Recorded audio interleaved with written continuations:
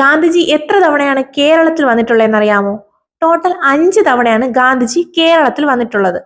1920, 25, 27, അതുപോലെ തന്നെ 1934, 37 എന്നീ വർഷങ്ങളിലാണ് ഗാന്ധിജിയുടെ കേരള സന്ദർശനം. 1920 ഗാന്ധിജി വന്നത് ഖിലാഫത്തിന്റെ ദേശീയ തലത്തിലുള്ള പ്രചാരണവുമായി ബന്ധപ്പെട്ടാണ് കേരളത്തിൽ ഗാന്ധിജി വന്നത്.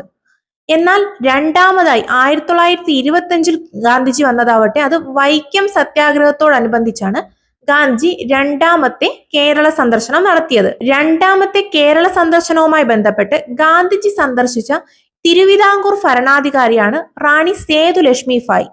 അതുപോലെ തന്നെ ശിവഗിരിയിലെത്തി ശ്രീനാരായണ ഗുരുവിനെ കണ്ടതും ഈ ഗാന്ധിജിയുടെ രണ്ടാമത്തെ കേരള സന്ദർശനത്തിലാണ്.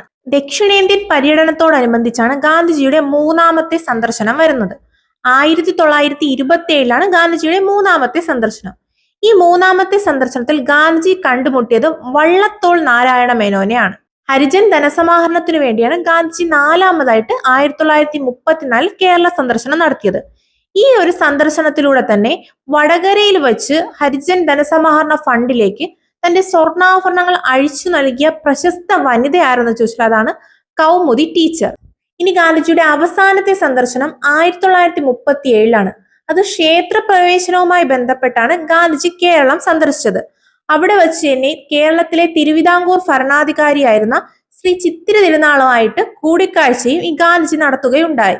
കൂടാതെ ഗാന്ധിജി തന്റെ അവസാന സന്ദർശനത്തിൽ വെങ്ങാനൂരിൽ വെച്ച് അയ്യങ്കാളിയെ കണ്ടുമുട്ടി. അയ്യങ്കാളിയെ പുലയ രാജ എന്ന് വിളിച്ചത് ആരെന്ന് ചോദിച്ചാൽ അത് ഗാന്ധിജിയാണ്.